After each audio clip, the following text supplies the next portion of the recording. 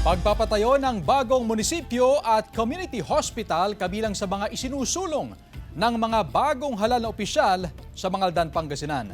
Ang detalye sa report.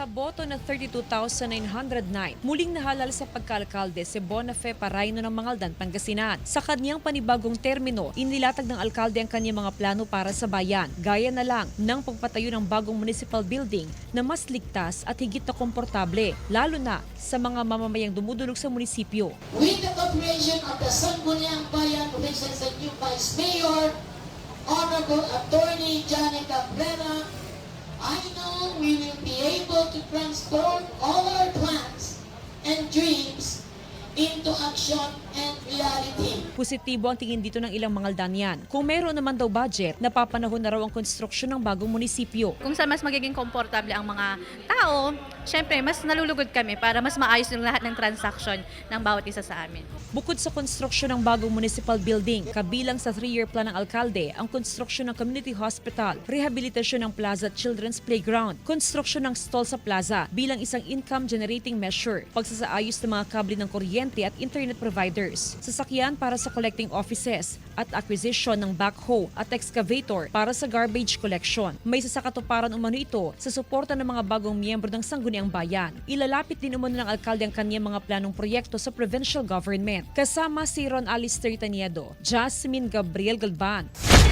North Central Luzon.